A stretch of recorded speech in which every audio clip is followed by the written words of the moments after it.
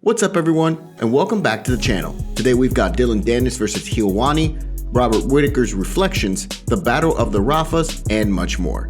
Don't forget to like this video and subscribe to the channel to see more videos just like this. Now let's get into it. Dillon Danis versus Helwani continues. The online feud between Ariel Helwani and Dillon Danis continues. It all began when Danis called Ariel Helwani up on Twitter after Ariel expressed some support for Jake Paul.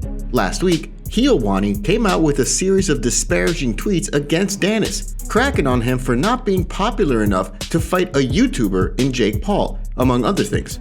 Well, Danis made a series of tweets of his own, and we'll run through them right now. Ariel, it's bad enough you've been fired by every media outlet. Don't beg for crumbs from Jake Paul by attacking me, just fade into oblivion. Took me a while to read your insipid, bland, lifeless junior high journalism. You're a terrible writer. What did you do with the money your mommy gave you for writing lessons? God knows you didn't buy a gym membership with it. Your arms look like car antennas. You're a guy with one shirt and zero original ideas. If you couldn't beg fighters into giving you material, you'd be making money being a fluffer for your wife's boyfriend. You're lucky you weren't born before cars had power steering, or your wife would have to park the car.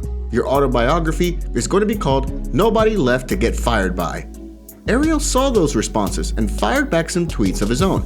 I don't know what's sadder, the fact that it took Dillon Danis 6 whole days to reply, or the fact that he had to call upon the worst judge in MMA history, Douglas Crosby, to write that material for him because he couldn't think of anything witty himself.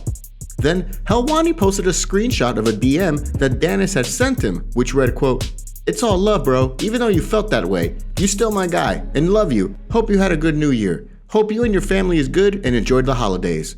Helwani's caption to this screenshot was, quote, "I mean, insipid? Really? If you're gonna ask for a ghostwriter, at least make sure they use words that you know the definition to. That's like rule 1. Anyway, it's okay. It's all love, bro, right? Happy New Year, fellas."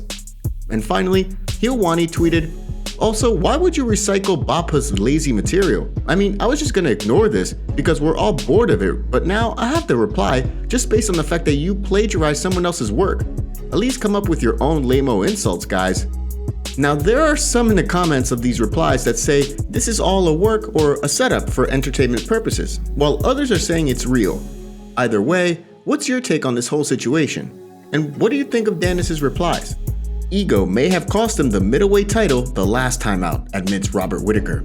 One thing that you can always say about Robert Whittaker is that he's incredibly honest and incredibly candid, and in this interview, it completely shows. Whittaker has a chance to recapture the UFC middleweight title against a familiar opponent in Israel Adesanya, with their title fight scheduled for February 12th at UFC 271 in Houston, Texas.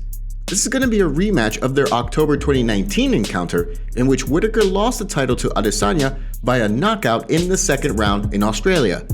Since then, Whittaker has won 3 straight, beating the likes of Darren Till, Jared Cannonier, and Kelvin Gastelum. Whittaker has been so impressive in his wins that many could argue he's been the #1 contender since the Cannonier win.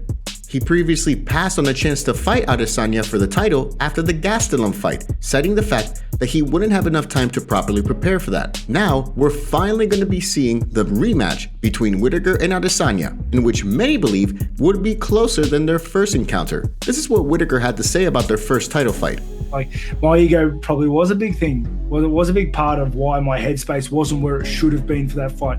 Why I was letting the debate between Australia and New Zealand get to me. Why I was letting all these little things get to me. And I guess it showed, the results of that showed in the way that I was behaving.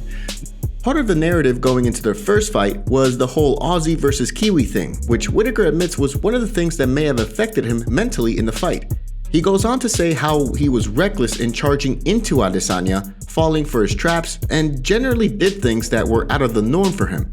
He believes he shored up those holes in his game and will look to regain the middleweight title once again. What do you think about Whittaker admitting that he let his ego get in the way of the first Adesanya fight? And how do you think their rematch will go? Gregor Gillesphie talks about his frustrations over waiting for a fight, talks Tony Ferguson. Gregor Gillespie is incredibly frustrated given the fact that he can't find a fight right now. His last fight was a second round TKO win over Diego Carlos Ferreira back in May. that was his first fight in about a year and a half, when he was knocked out by Kevin Lee in November of 2019, his first and only loss on his record. At 35 years old, he's also not getting any younger, and while he isn't known for making too many call-outs, he's adamant about fighting guys ahead of him in the rankings, not wanting to waste time on guys under him. He's currently ranked number 10 in the UFC lightweight rankings, one spot under Conor McGregor, and one spot ahead of Rafael Fiziev. This is one of the reasons he's called out Tony Ferguson, a former interim lightweight champion and a big name who's currently ranked number 7 in the rankings. Gillespie says he was offered a Tony Ferguson fight in November and accepted, but Tony had not reciprocated, not wanting to fight someone below him in the rankings, a career strategy both men are employing here. For his part, Gillespie is pleading his case, saying that he doesn't understand why Tony wouldn't accept a fight against him. This is what he said in a recent interview with MMA Junkie. I'm not really sure what the issue is, why Tony wouldn't want to fight me. I'm 14-1. I have 12 finishes. I only have one fight in the UFC that wasn't a finish. And you could probably expect with a fight like me and Tony, you're probably going to get an extra 50 grand, man. It should be like a fireworks kind of fight, man.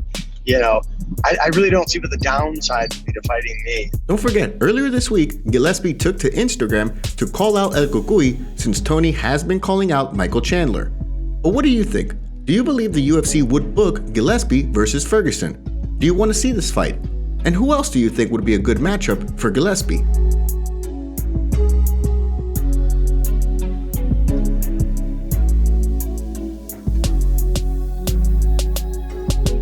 Don't forget to take a second to hit that like button and subscribe to the channel to stay up to date on all the latest fight news. Warlley Alves drops out of UFC 270 fight due to undisclosed injury. Citing multiple sources, MMA Junkie is reporting that the Ultimate Fighter Brazil 3 winner, Warlley Alves, is having to withdraw from his scheduled fight against Australian prospect and UFC newcomer Jack Della Maddalena, who was signed to the UFC after a win in Dana White's Contender Series. The Brazilian welterweight suffered an injury while training, according to reports, in preparation for his first fight since June of last year. In that fight, Alves was knocked out late in the second round by Jeremiah Mills. Prior to that fight, Alves had earned a first-round TKO win over Munir Lazzez last January. As of this video, the UFC has yet to announce a replacement for the 25-year-old Della Maddalena, who is currently on a 10-fight winning streak that dates back to 2016, and saw him earn the Eternal FC welterweight title prior to his fight on the Contender Series. What do you think about Alves having to withdraw from UFC 270? Booked. Rafael dos Anjos versus Rafael Fiziev for UFC Fight Night on February 19th. The Battle of the Rafas is on. Rafael Fiziev will step back into the octagon to take on former lightweight champion Rafael dos Anjos on February 19th, so expect fireworks for this one. Fiziev is currently on a 5-fight win streak, including a spectacular spinning wheel knockout of fellow lightweight Brad Riddell in early December. He also has wins over Bobby Green and Renato Moicano, and recently called out dos Anjos in an Instagram video, saying they should battle it out to find out who the best Rafa is in the UFC. Dos Anjos, meanwhile, hasn't fought since he retired Paul Felder in the split decision win back in November 2020. His first fight at lightweight after an 8-fight run at welterweight, in which he finished 1-4 in his last 5 fights in that division. At the moment, the dos Anjos vs. Fiziev fight looks to be the headliner for the February 19th card that will also include Kyle Daukaus vs. Julian Marquez and Jamal Hill vs. Johnny Walker.